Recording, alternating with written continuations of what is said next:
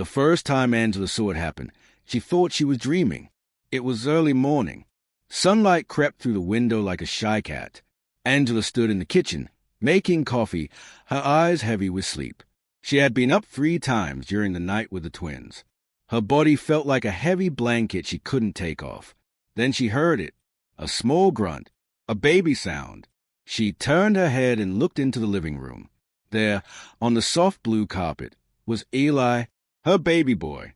He was on his tummy, lifting his little chest off the ground. His arms shook. His face turned red with effort. He was trying to crawl. Angela's heart swelled with joy. "Marcus," she wanted to shout. "Come see. Eli's crawling." But before the words left her mouth, something strange happened. Maya, Eli's twin sister, moved across the carpet like a tiny soldier. Her face was calm. Her eyes didn't blink. She reached her brother in 3 quick movements. And then she pushed him. Not a gentle push. Not a playful push. Her small hand pressed down on Eli's head, firm and steady, until his face met the carpet. Eli made a muffled cry. His body went flat. Angela dropped her coffee cup. It didn't break, but coffee spread across the counter like a brown river. "Maya, no." Angela ran into the room, her heart pounding like a drum. She scooped Eli up into her arms. He was crying now, his face red and wet with tears. Maya sat back on her bottom. She looked at her mother with wide, clear eyes. She didn't look sorry. She didn't look angry. She just looked calm. "What were you doing?" Angela's voice shook. She held Eli close, feeling his tiny heart beat against her chest. "You hurt your brother." Maya said nothing. Babies her age didn't talk yet. But her eyes stayed on Eli, watching him like a cat watches a bird. Angela felt something cold creep up her spine. Marcus didn't believe her. "She's just a baby, Angela," he said at breakfast. He was eating eggs and reading news on his phone. He didn't look up. Babies push each other. It's normal. It wasn't normal, Angela insisted. Her hands gripped her coffee cup so tight her knuckles turned white. She looked right at me. She knew what she was doing. Marcus finally looked up. His face was tired. He worked long hours at the factory, and the twins kept him awake at night, too. "You're stressed," he said, but his voice was gentle. "You're seeing things that aren't there." "I'm not crazy," Angela said quietly. "I didn't say you were crazy." Marcus reached across the table and touched her hand. "I'm saying you're tired. We both are. Maya's just learning. She probably thought it was a game." Angela pulled her hand away. "It wasn't a game." But Marcus had already gone back to his phone. It happened again that afternoon. Angela was folding laundry on the couch. The twins were on the floor, playing with soft blocks. Or at least, that's what Angela thought they were doing. Then she saw Eli lift himself up again. His little legs pushed against the carpet. His arms straightened. He was getting stronger. He was really trying to crawl this time. Angela felt proud. "Good boy, Eli," she whispered. "You can do it." But Maya heard. Or maybe she just knew. She dropped her block. She turned her head toward Eli. And again, she moved toward him with that same strange purpose. "Maya, no." Angela jumped off the couch. "Don't you dare." Too late. Maya's hand pressed down on Eli's head. This time she used both hands. Eli's face went into the carpet. His cry was louder now, more desperate. Angela grabbed Maya and pulled her away. "What is wrong with you?" Her voice was loud, almost a shout. She didn't mean to yell, but fear made her voice sharp. Maya didn't cry. She just stared at Angela. Then her eyes moved back to Eli. Always back to Eli. Angela put Maya in the playpen across the room. "You stay there," she said firmly. "You don't touch your brother." Maya gripped the edge of the playpen with her tiny hands. But she didn't cry. She didn't scream. She just watched. Angela picked up Eli and held him close. His crying slowly stopped. But Angela's heart wouldn't stop racing. Something was wrong. She knew it in her bones. A mother knows. That night, Marcus came home late. The factory had kept him for extra hours. He looked exhausted. "We need to talk," Angela said before he even took off his jacket. Marcus sighed. "About what?" "About Maya." His face changed. It became hard, like stone. Not this again. She did it twice more today, Angela said. Her voice trembled. Every single time Eli tries to crawl, she pushes him down. Hard, like she doesn't want him to move. Angela, I'm not imagining it. Her voice cracked. Tears burned in her eyes. Something's wrong with her. What if she really hurts him? What if next time? Stop. Marcus held up his hand. His voice was firm. Maya is not a bad baby. She's your daughter. Our daughter. How can you say these things about her? I'm not saying she's bad, Angela whispered. I'm saying something's wrong. Maybe she's jealous. Maybe she needs help. But we can't ignore this. Marcus shook his head. He looked disappointed. You're the one who needs help. You're turning our daughter into a monster because you're tired and stressed. The words hit Angela like a slap. That's not fair, she said quietly. Neither is accusing a baby of trying to hurt her brother. Marcus walked past her, heading to the bedroom. I'm going to bed. We'll talk when you're thinking clearly. Angela stood alone in the kitchen. The house was quiet except for the hum of the refrigerator. She walked to the twins' room and looked inside. Eli and Maya were in their cribs, sleeping. Maya's crib was closer to the door. In the dim light from the hallway, Angela could see her daughter's face. Peaceful, innocent, beautiful. But when Angela looked closer, she saw Maya's eyes were open, just a crack, and they were looking at Eli's crib, always watching, always waiting. Angela closed the door softly and leaned against the wall. Her whole body shook. Tomorrow, she thought, tomorrow she would figure this out. But tomorrow would bring something much worse than she could ever imagine.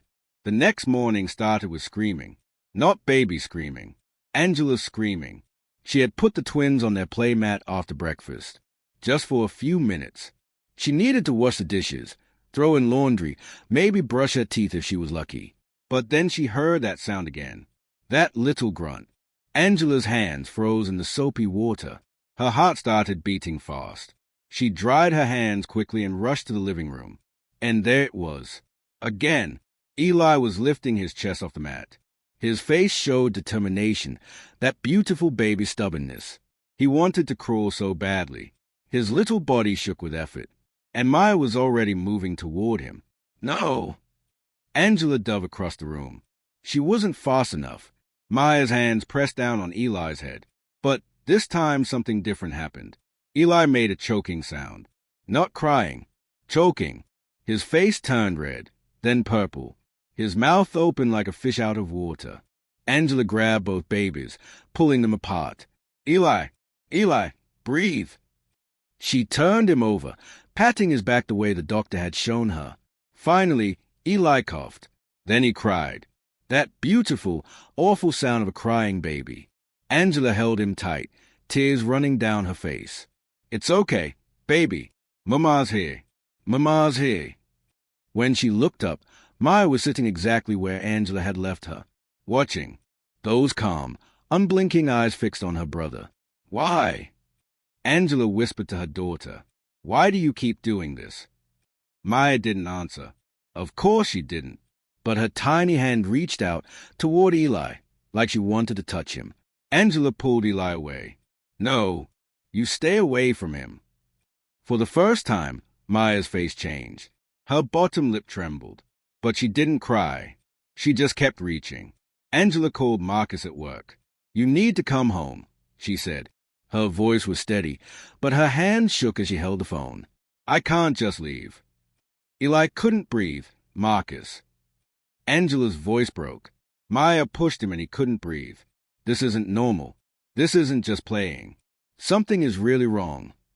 There was silence on the other end. Then Marcus said, I'll be home in 20 minutes. Those 20 minutes felt like 20 hours. Angela put Eli in his baby swing across the room. She put Maya in the playpen. She kept them separated, watching both of them like a hawk watches the ground. Eli played with the toys hanging from his swing. He seemed fine now, happy, even. But Maya just stood in the playpen, holding the bars, staring at her brother, always staring. When Marcus finally burst through the door, Angela fell into his arms. She didn't mean to cry, but suddenly she couldn't stop. "Tell me exactly what happened," Marcus said. His voice was serious now, not dismissive like yesterday. He was finally listening. Angela told him everything. The choking sound, the purple face, the way Maya moved with such purpose, such intention.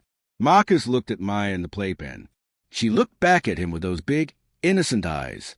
"She's just a baby," Marcus said, but his voice was quieter now, less certain. "I know," Angela whispered. "That's what scares me. What kind of baby does this?" They tried everything over the next few days. They gave Maya extra attention, extra cuddles, extra love.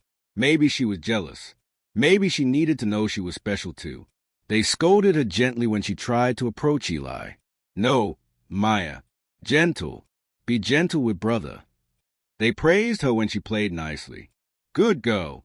Such a sweet sister." Nothing worked. Every single time Eli tried to crawl, Maya would stop him.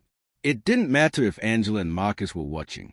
It didn't matter if Maya had just gotten a toy or a snack or a hug. The moment Eli lifted his chest, Maya moved. And each time, Eli's breathing got worse. Angela started keeping a notebook.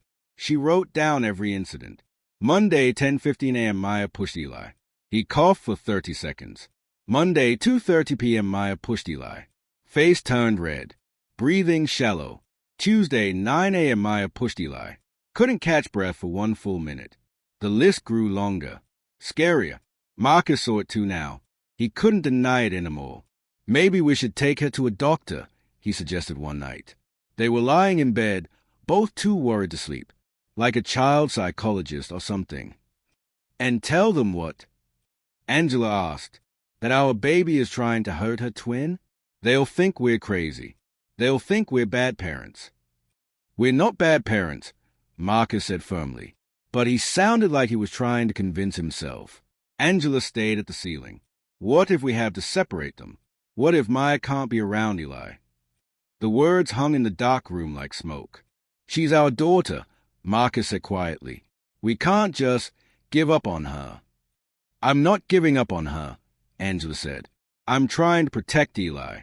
What kind of mother would I be if I let him get hurt? What kind of parents would we be if we treated Maya like a criminal?" They didn't have an answer. The breaking point came on Friday afternoon. Angela had put both twins down for their nap. She had checked on them 3 times already, but she was so tired. So tired. She lay down on the couch, just for a minute, just to rest her eyes. She woke up to a strange sound. Quiet. Too quiet. Angela's eyes flew open. She ran to the twins' room. The door was open. She always closed it. Always. Inside, Maya was standing in her crib. She had somehow climbed out, and she was leaning over the rail of Eli's crib. "Maya!" Angela screamed. But when she looked at Eli, her blood turned to ice. He was on his stomach. His face was turned to the side, and he was making a horrible wheezing sound, like air being squeezed through a tiny straw. His lips were blue. "No, no, no." Angela grabbed Eli and turned him onto his back. His chest barely moved. His eyes were half closed. "Marcus!" Angela screamed. "Marcus! Call 911. Marcus came running. When he saw Eli, his face went white. "What happened?" he asked, already pulling out his phone. "Just call." Angela was doing chest compressions, the way she'd learned in the baby's safety class. "Please, God, please." Eli coughed, a small, weak cough, but then he breathed, a tiny, shallow breath. "The hospital," Angela said. "We're not waiting for an ambulance. We're going now." Marcus grabbed the car keys. Angela wrapped Eli in a blanket and ran for the door.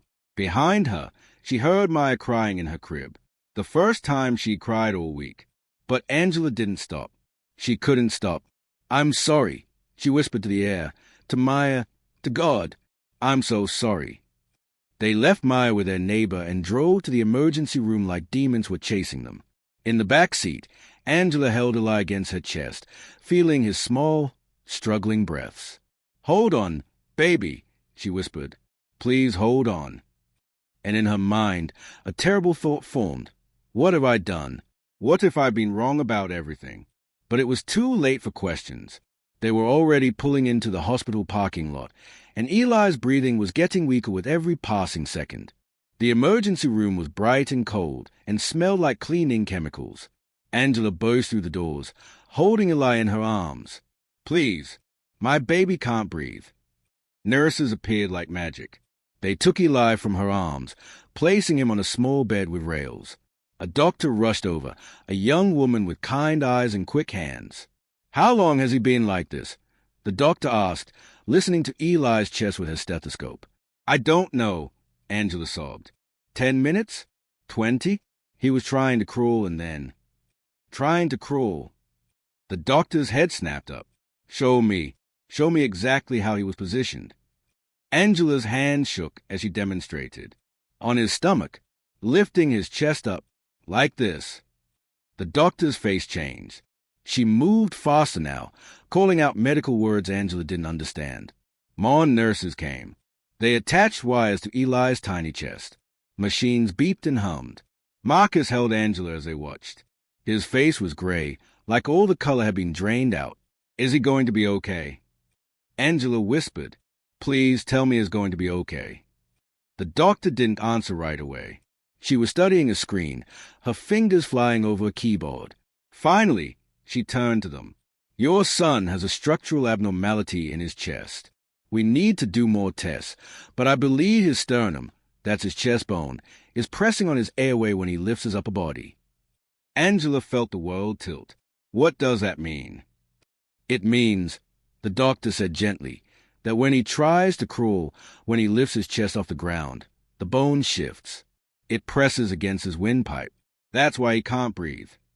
Marcus made a sound like he'd been punched. So every time he tried to crawl. "He was putting himself in danger," the doctor finished. "Yes." Angela's legs gave out. Marcus caught her, lowering her into a chair. "But we didn't know," Angela whispered. "We had no idea.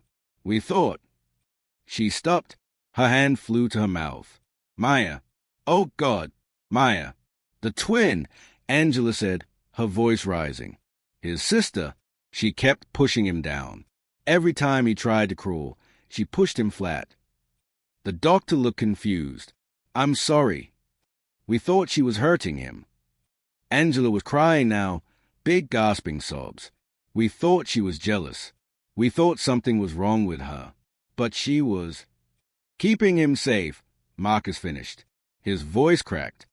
"She was keeping him flat so he could breathe." The doctor's eyes widened. "How old is the sister?" "Same age," Marcus said. "They are twins, not even a year old yet." The room went quiet except for the beeping machines. The doctor shook her head slowly. "I've been doing this for 15 years. I've never heard of anything like that." "We almost took her away from him," Angela whispered. "We almost separated them. I called her a monster. I thought my own daughter was trying to kill her brother." She buried her face in her hands. The guilt crashed over her like a wave, drowning her. Marcus knelt beside her chair. His own face was wet with tears. "We didn't know, Angela. We were trying to protect Eli." "We were protecting him from the wrong thing," Angela said. She knew. Somehow, Maya knew. The doctor ordered more tests. X-rays, scans, measurements. While they worked on Eli, Angela and Marcus sat in the waiting room, holding hands so tight their fingers went numb. How did she know? Marcus asked quietly. How could a baby know something was wrong with her brother? Angela shook her head. Twin bond? Instinct? I don't know. But she knew. She's been protecting him this whole time. And we punished her for it, Marcus said. His voice was hollow. We yelled at her, put her in the playpen, kept them apart. She never cried, Angela remembered. Even when we scolded her, even when we separated them, she never cried. She just kept watching him, waiting for the next time she'd need to protect him. Marcus covered his face with his hands.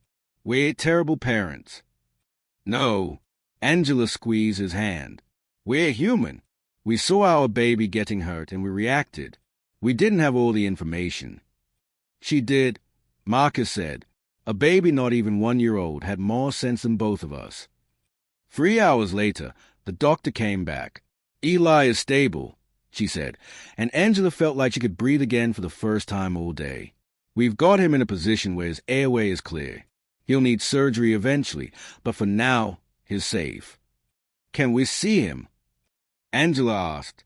Of course. Follow me. They walked down a long hallway with squeaky floors. The doctor pushed open a door to a small room. Eli was in a hospital crib, surrounded by machines. But his color was better. His breathing was steady. He was asleep. Angela rushed to his side, touching his soft hair, his tiny hand. We'll need to keep him flat for now, the doctor explained. Until the surgery. No tummy time. No attempts at crawling.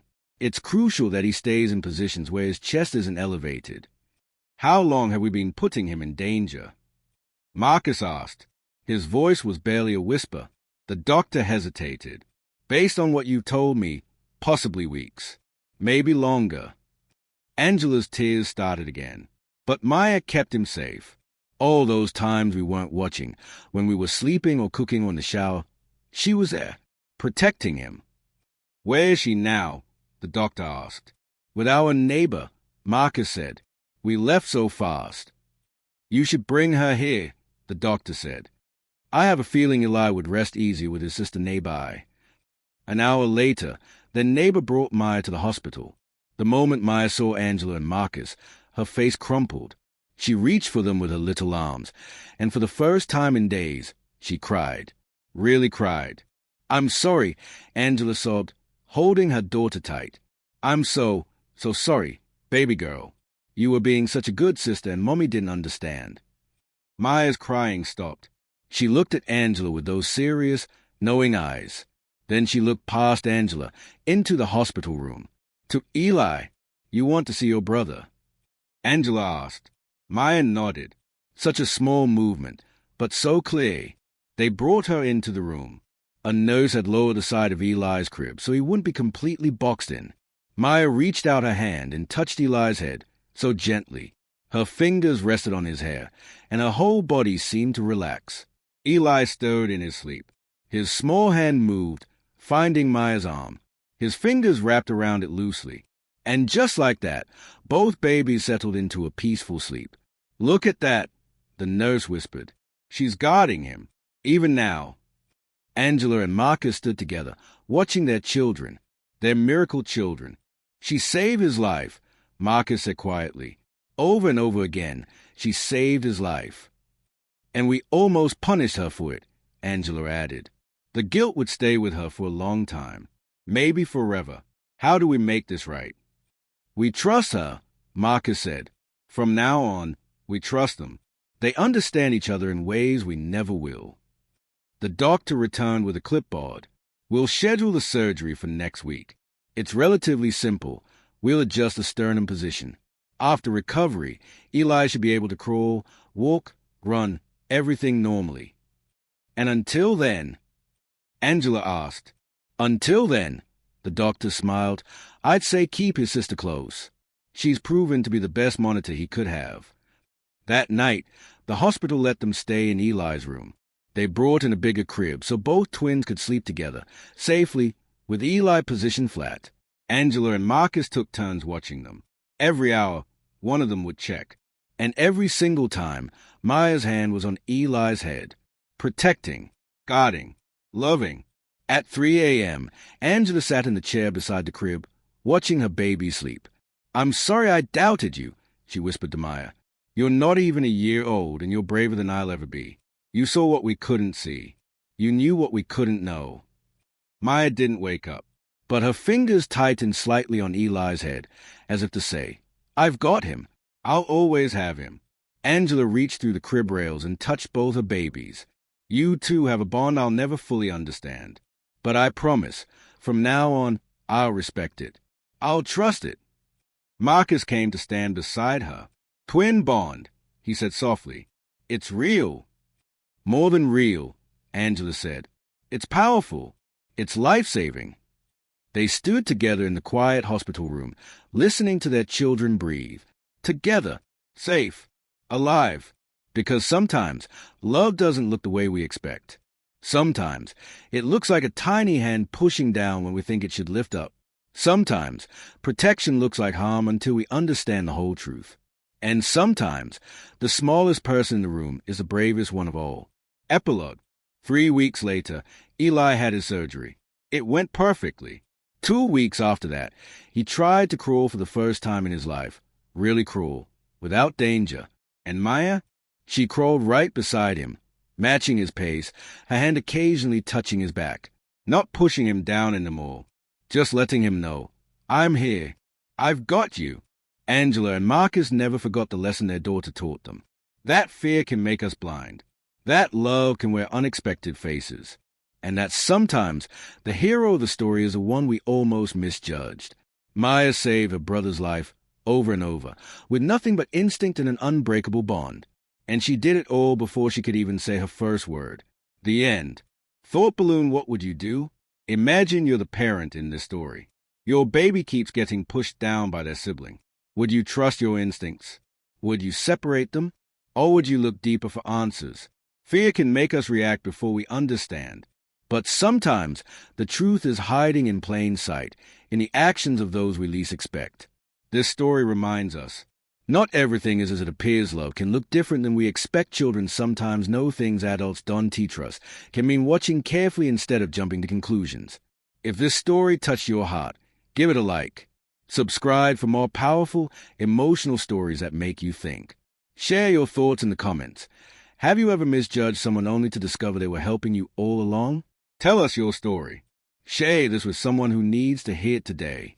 Remember, sometimes a protector is the one we almost push away. Sometimes courage is quiet. And sometimes truth emerges from love's hardest tests. Thank you for reading. Your support helps us share more stories that matter.